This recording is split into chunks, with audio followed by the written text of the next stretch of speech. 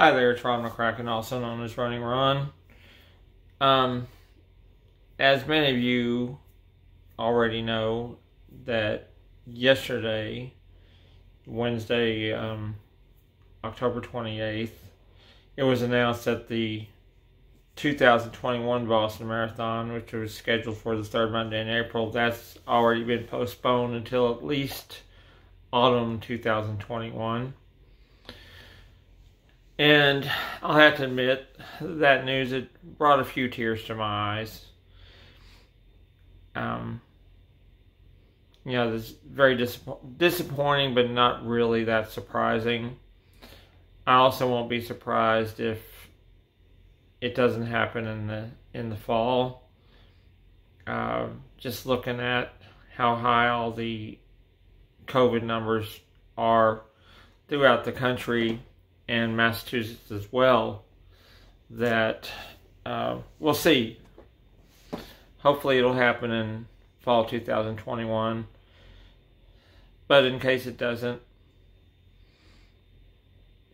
we'll point to April 2022.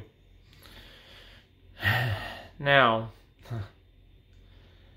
I'm tired because I've been up all night. It's a little after 4 a.m. and among many other things I'm stressed about with COVID and the economic shutdown and all that stuff, this just added to it. And it's a reminder to draw on our inner resources, and also, we can learn a lot from the past. And, I was one of the 5,700 people that was not allowed to finish 2013 Boston Marathon with the bombings. As you might know from my other videos, the National Guard stopped me probably just a little more than a quarter mile away from the finish, right there at the corner of Commonwealth and Hereford. And all that was traumatic, and that event altered a lot of lives, including mine. 3 people lost their lives that day. A few days later, Sean Collier, MIT cop, was murdered. About a year after that, another police officer died from his injuries that were sustained in the Watertown shootout. Point being,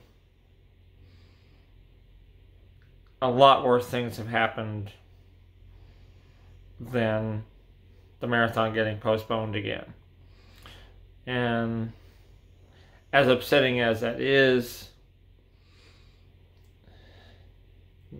no one is getting hurt.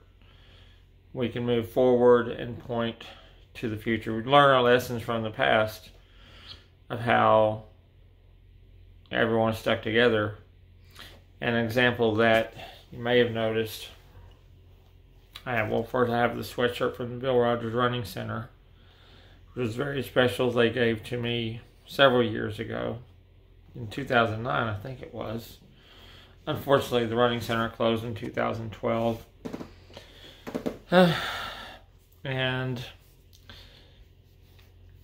the year that we came back from the bombings, 2014 Boston Marathon, that was actually 50, because of the way the marathon falls on the third Monday in April, it was actually 53 weeks that we had to wait to cross that finish line.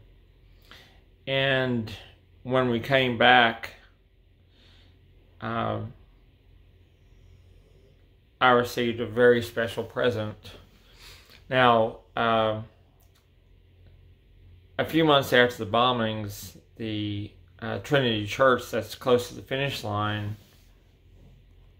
they put out a call for people to knit scarves, to knit scarves for the runners that were going to return for the 2014 Boston Marathon.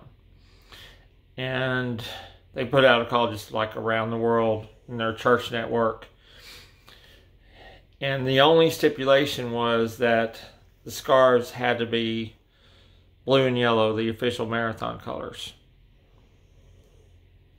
And approximately 7,000 people responded and knit these wonderful scarves. They're all different. That's one of the cool things about it. A lady in Romeo, Michigan knitted the one that I ended up getting. A couple days before the race, my friend Ron Little and I we were in Marathon Sports, and we were actually, I think we were coming out of Marathon Sports, and a couple of the church ladies were from Trinity Church. They were walking around handing out some of these scarves to the runners, and we each were lucky enough to get these. And this is one of my most prized possessions for so many reasons. It's just this wonderfully made scarf. Again, I can't remember her name right now. I saved the little tag, but a lady in Romeo, Michigan knitted this. And the thing is that when we came back, now there was a lot of nervousness and anticipation. I remember getting off the plane at Logan Airport, and as soon as I got off the plane, actually when I got on the plane in Dallas going to Boston, the first thing they asked was, how many passengers on here are running the Boston Marathon on Monday? And several of us raised our hands, and they were, oh, that's great. We're so glad that you're coming back to run it and everything.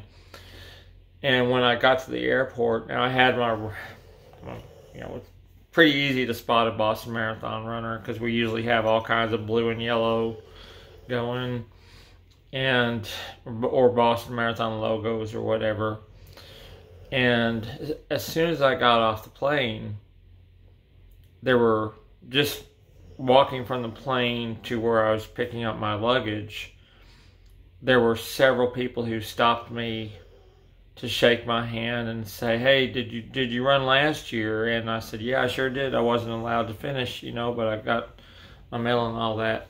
And they were all just very grateful and just welcoming, thank you so much for coming back. We were really worried that you guys weren't going to come back. And that was the thing I heard so many times in the weeks leading up to the race, and then especially that's my dog Zeus snoring here in the background. My Zooster. Where was I?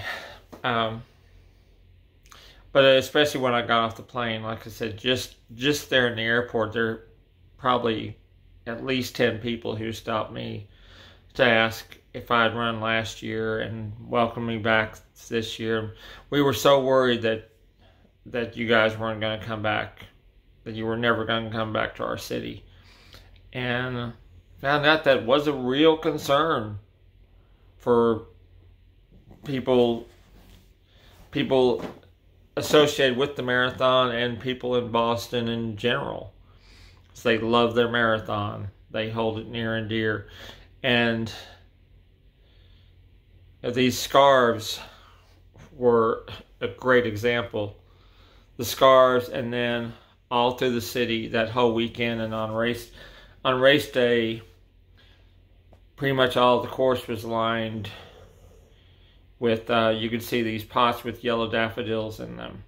And yellow daffodils are the symbol of renewal. And that was perfect for 2014 Boston Marathon. What I'm building up to here is we went from, in 53 weeks, 2013 was probably the second worst day of my life. Probably the darkest day ever in marathoning. One of the darkest days ever in sport. probably just rivaling the massacre of those Israeli athletes in the Munich Olympics. And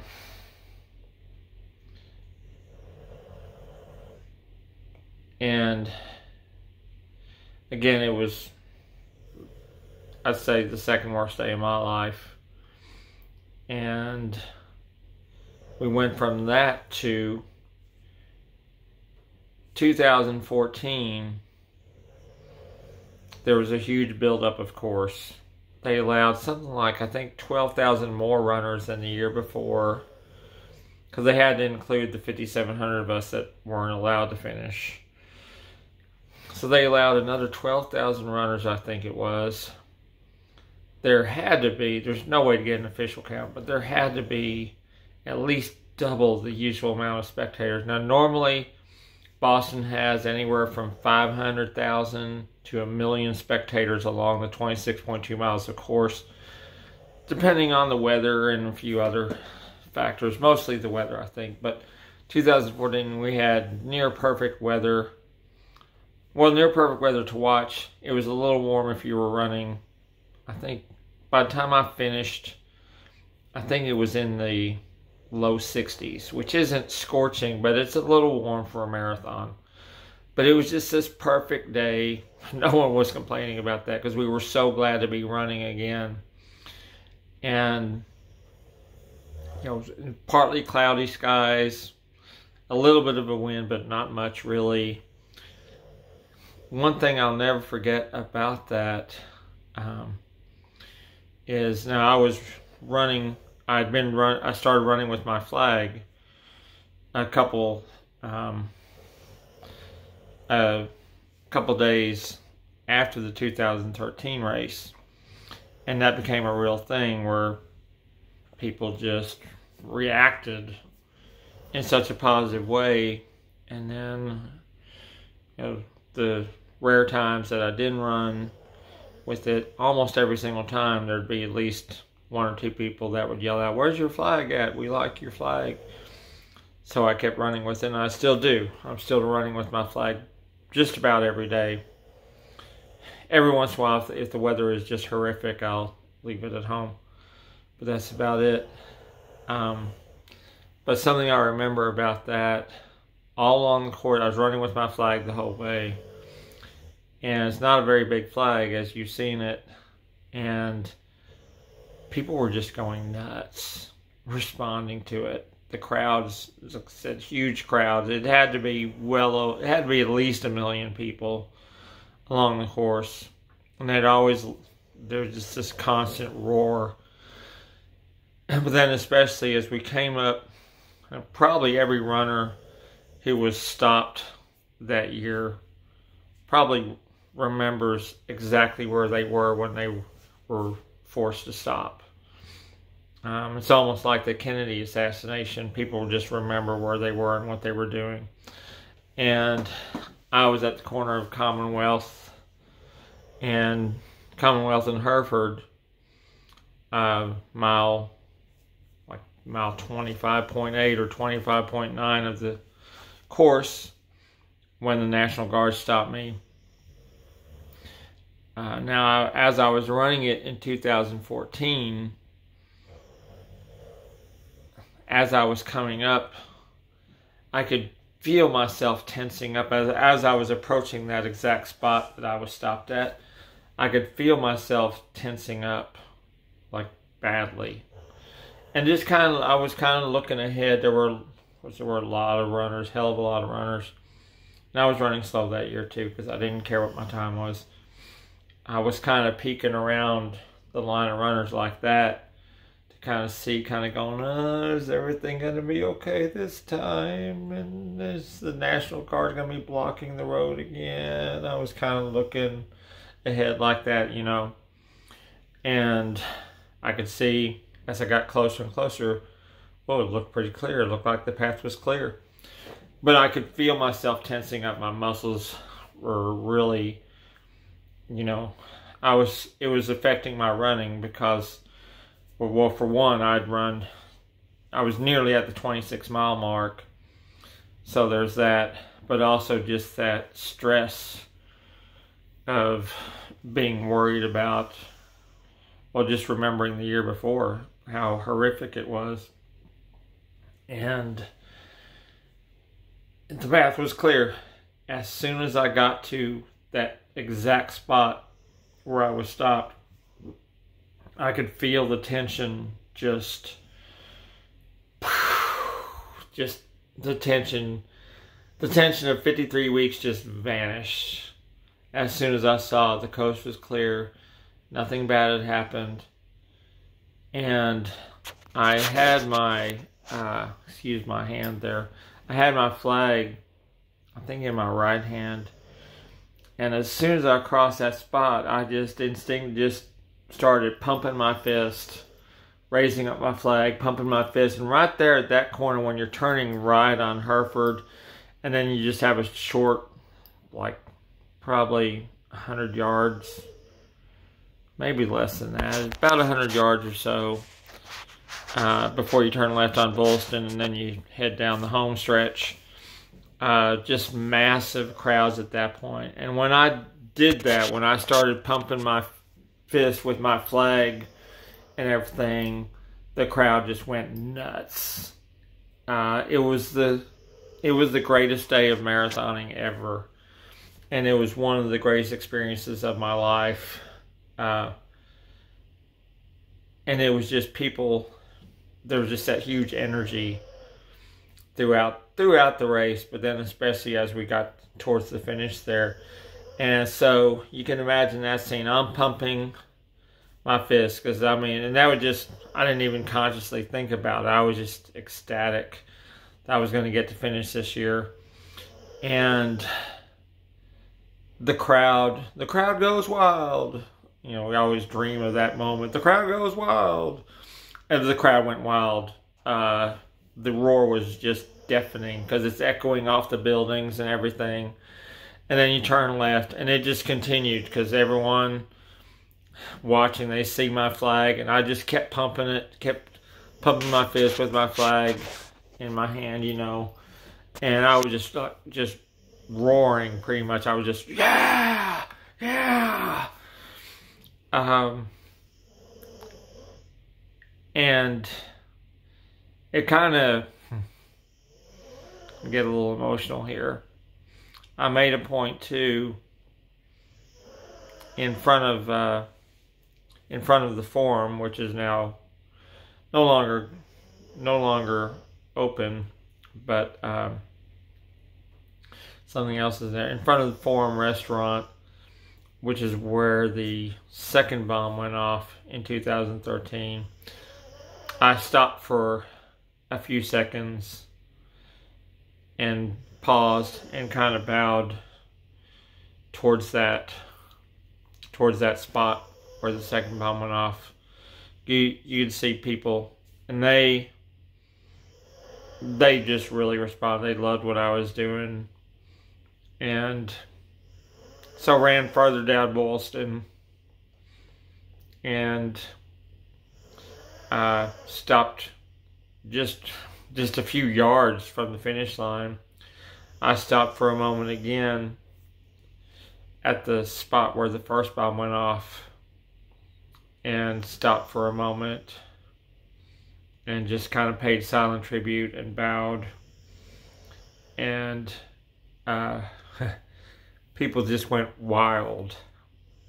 People just went wild. You know, for everyone, not just for me, of course, but they saw what I was doing and they appreciated it. And then I just kind of skipped across just a few more yards to the finish because my time didn't matter that year. So contrast 53 weeks before, one of the darkest days ever, to, because of our perseverance and our perseverance in our spirit, like I always say, well, I quote Yoda, luminous beings are we.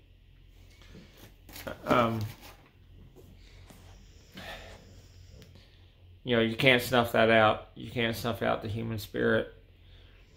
And because we did that, because we had that kind of attitude about it, that's how that came about.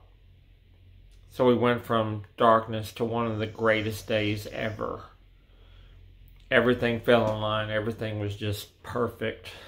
Because I would have loved to run about an hour and a half faster.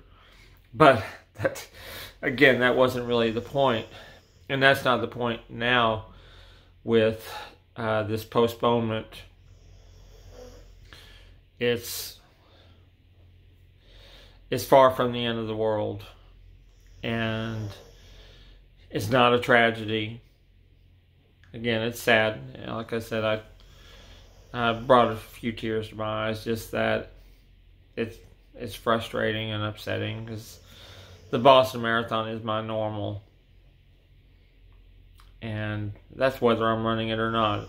It's my normal. Like the people, like I mentioned, the Bostonians that live up there, a lot of non-runners that they tell me every time how much they love their marathon. They look forward to it all year long. Everyone up there does, and people around the world. So,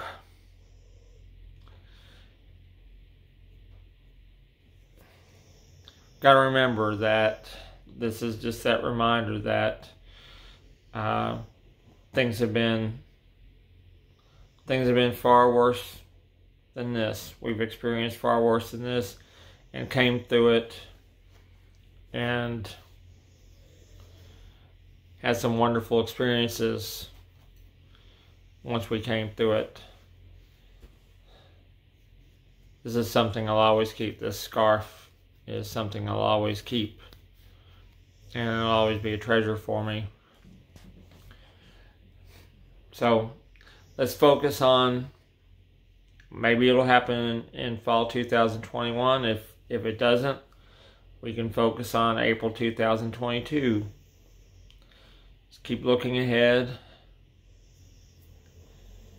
and draw on your inner resources that, we did this thing, well, it almost seems miraculous the way the contrast between 2013 Boston Marathon, 2014 Boston Marathon. It's almost miraculous how different those days were. But probably the majority of runners that day in 2014 had run in 2013 and will always have that connection to that day. But the sun comes up the next day and you keep on going. That's the whole point of it, is move forward. And I just want to make this just to, let's say encourage myself and encourage others, especially any runners that are disappointed or upset about Boston being postponed, and a lot of us are. But let's just keep moving. Alright. Remember, we are luminous beings. Thanks. Y'all have a great day.